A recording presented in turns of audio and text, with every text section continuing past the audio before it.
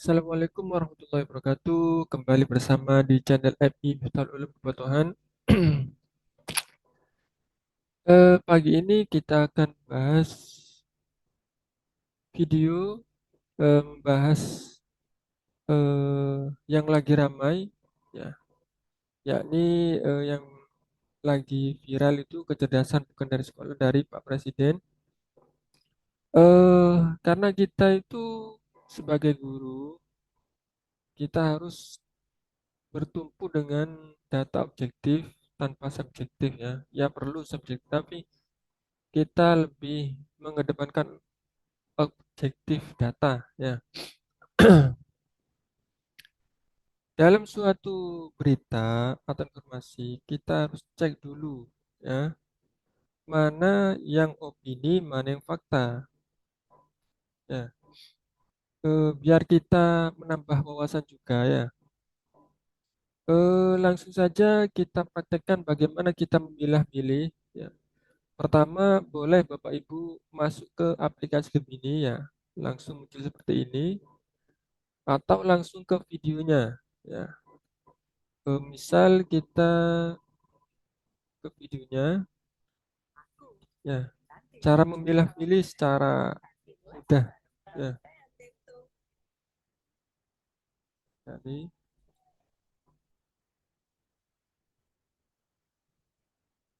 nah di sini kan ada bagikan ya. Ini caranya tidak hanya ke video ini, bisa ke video lain yang dianggap kontroversi ya. Jadi Bapak Ibu copy ya tautannya lalu bagikan ke Google Gemini.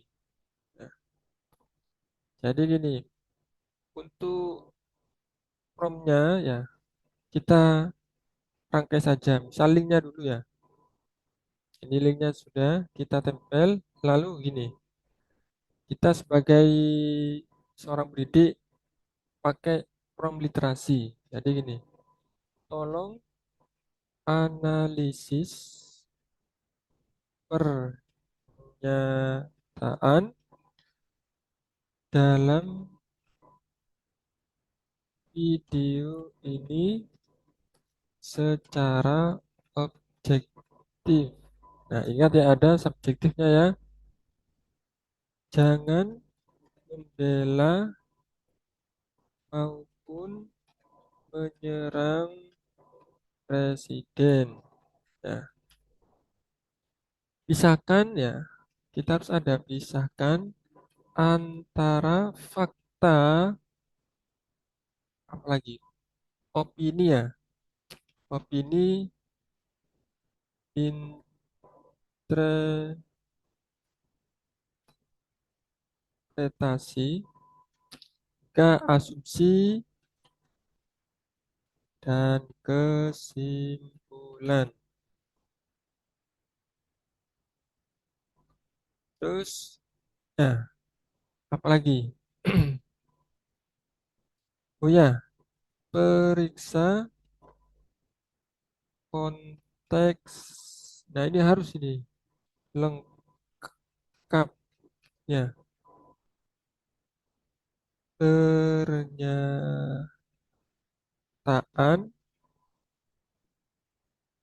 bandingkan dengan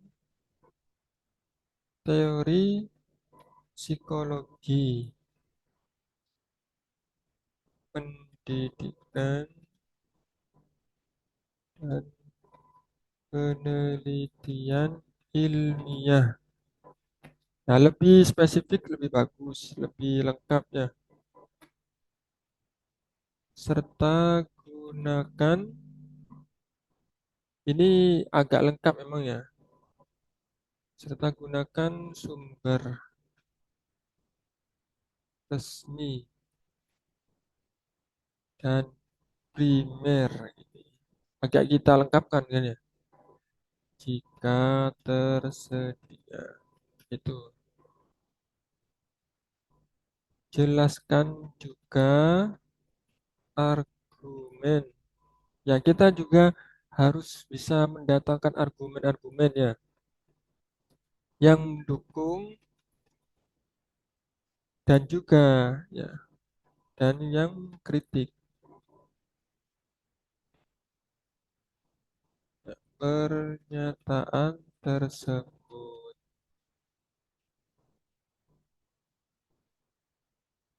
Lalu hindari logical logical fallacy, bias politik. Nah, seperti itu ya. Kita harus ada apa? Negatifnya ya, argumentum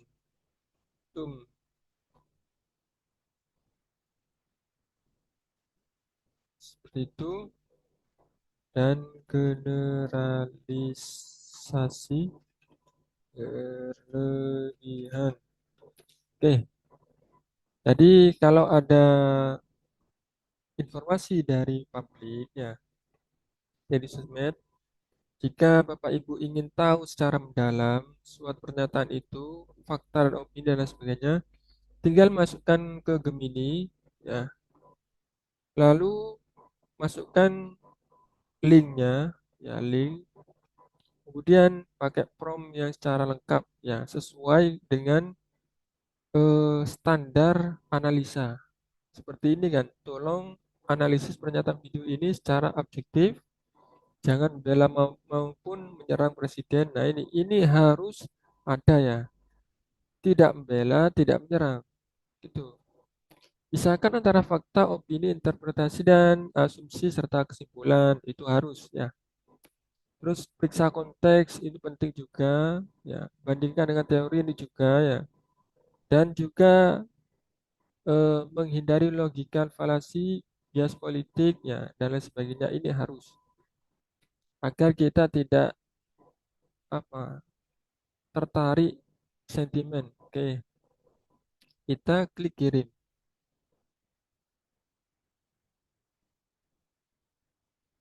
Nah, kita akan tunggu.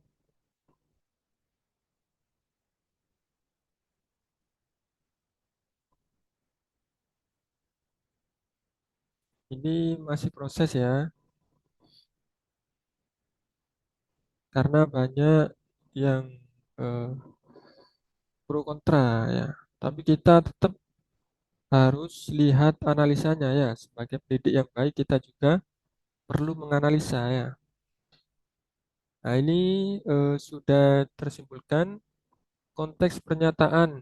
Berdasarkan transkrip, pernyataan ini disampaikan dalam sebuah forum persahabatan atau peluncuran buku. Ingat ya, konteksnya forum persahabatan peluncuran buku yang melibatkan tokoh politik. Dalam hal ini, pidato ditujukan kepada Bahlil Lahadalia. Nah, ini ya, Pak Bahlil. Konteks komunikasinya bersifat informal, anekdotal, dan berisi banter, kelakar keakraban antar kolega. Pembicara menggunakan kisah hidup Bahlil sebagai instrumen untuk menyampaikan pandangannya mengenai pendidikan, pola asuh budaya, dan pencapaian kabinet. Nah, ini kita masuk lebih mendalam ya. Pemisahan kategori pernyataan yang fakta, opini, interpretasi, asumsi, kesimpulan itu sudah dipetakan. Yang fakta ya kenyataan yang dapat dibuktikan secara empiris ya kita harus terima. Eh, Kenyataan pahit ini harus terima ya. Bahlil Lahadalia memiliki latar belakang pendidikan dari kampus yang mungkin kurang dikenal secara nasional. Ya, dicari di Google tidak ada adalah majas hiperbola. Dan merujuk pada fakta bahwa kampusnya bukan institut elit. Ya, ini fakta. Bahlil berasal dari kawasan Indonesia Timur dan wakil istri bersuku Jawa. Ada klaim data pencapaian pemerintah kenaikan semuanya ini ya. Ya inilah faktanya ya, fakta. Ingat ini faktanya. Kemudian opini, ya. Pandangan subjektif pembicara, kecerdasan bukan dari sekolah, sekolah tidak menjamin. Nah, ini opini, ya. Lalu generasi penerus saat ini dikhawatirkan mudah menyerah, mudah mengeluh, mudah minta bantuan. Nah, ini opini. Interpretasi pemaknaan pembicara terhadap suatu peristiwa ya, hukum fisik dari orang tua di masa lalu, gerakan rotan, ikat pinggang, diinterpretasikan sebagai bentuk cinta yang bentuk karakter tangguh anak. Oke. Kesuksesan Bahlil menavigasi politiknya, bisa membuat sekolah toko Solo tertawa. Diterpasikan sebagai hasil pengaruh istri yang mengajarinya ilmu orang Jawa. Jadi kita kan melihatnya sepotong. Ini rangkumannya semuanya. Asumsinya ya, suku bangsa tertentu memiliki sifat bawaan yang seragam. Orang Timur itu belak-belakan atau keras, orang Solo itu kalem, orang Banyumas itu bersuara keras seperti Batak. Ini asumsi ya. Tapi anggapan ini belum terbukti ya, mutlak ya. Kesimpulannya, kecerdasan sejati dan kesuksesan dibentuk oleh pengorbanan orang tua dan tempaan kesulitan hidup, bukan sekedar dari alma mater pendidikan formal. Oke ya. Ingat, karena ini sifatnya bukan membela dan bukan menyerang, kesimpulannya ini, kecerdasan sejati dan kesuksesan dibentuk oleh pengorbanan orang tua dan tempaan kesulitan hidup, bukan sekedar dari alma mater pendidikan formal. Analisis berdasarkan teori psikologi, ya. Kecerdasan tidak berasal dari sekolah atau kampus ternama. Ini ya poinnya kecerdasan praktis ya. Eh Kecerdasan dalam psikologi itu ada namanya IQ ya. IQ berarti ada dua ini ya. Lalu menurut Triari ya, ini kecerdasan praktis didapatkan melalui pengalaman hidup, bukan dari institusi formal. Jadi mungkin saja ya, beliau itu menjelaskan berdasarkan kecerdasan praktis. Ya, tuh. Namun secara saintifik pendidikan formal terbukti meningkatkan kapasitas kognitif. Nah, ini pengecualiannya. Namun secara saintifik pendidikan formal terbukti, nah ini ya, meningkatkan kapasitas kognitif. Meta analisis dari Zuckerberg ini ya dari jurnal-jurnal ya psikologi sains menemukan bahwa setiap tambahan 1 tahun pendidikan formal secara konsisten meningkatkan IQ sebesar 1 hingga 5 poin. Berarti mungkin beliau itu secara tidak langsung menjelaskan kecerdasan praktis ya, street smarts ya, yang didapatkan melalui pengalaman hidup. Oke, ya. Tapi kalau kita melihat catatannya, analisis kita ya, secara sains ya, yang diuji di jurnal ini setiap tahun ya itu konsisten ya meningkatkan IQ sebenarnya 1 hingga 5 poin. Ya. Argumen pendukungnya kesuksesan hidup seringkali lebih berkorelasi kuat dengan kegigihan, networking, ya inilah banyak ya, dan kecerdasan emosional ketimbang sekedar nama besar universitas. Lalu argumen kritik. Meromantisasi narasi sekolah tidak penting atau tidak menjamin beresiko mendevaluasi penting pendidikan yang merata berkualitas. Institusi pendidikan tinggi formal secara empiris tetap, nah ini ingat ya, tetap menjadi ekskalator mobilitas sosial ekonomi terbesar. Ya, ini agak panjang ini ya. Kita hanya apa namanya eh, memasukkan link untuk menganalisis sesuai dengan prompt tadi ya, agar kita tidak terjebak oleh sentimen. Ya, kesimpulannya, secara objektif pidato tersebut adalah retorika motivasional dan apresiasif yang menggunakan pendekatan storytelling ya dan humor. Kekuatan argumen ya terletak pada validasi terhadap grit, kegigihan dan kecerdasan praktis. Nah ini ya.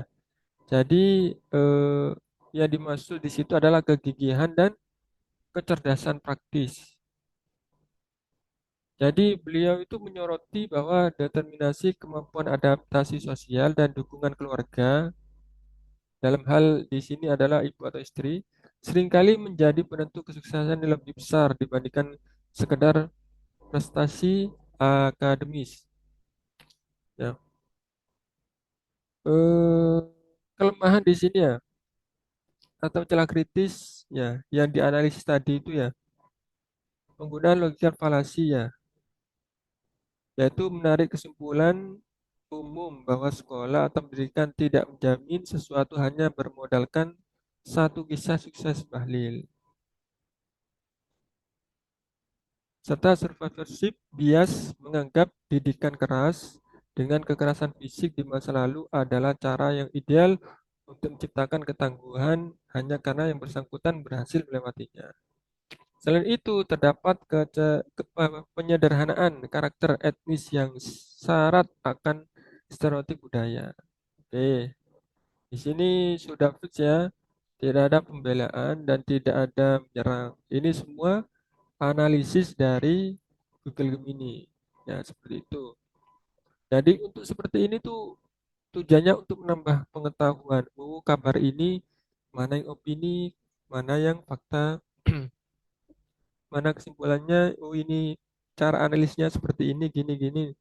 Nah, pakai ini. Jadi kita manfaatkan ya untuk lebih mempertajam pikiran. Ya.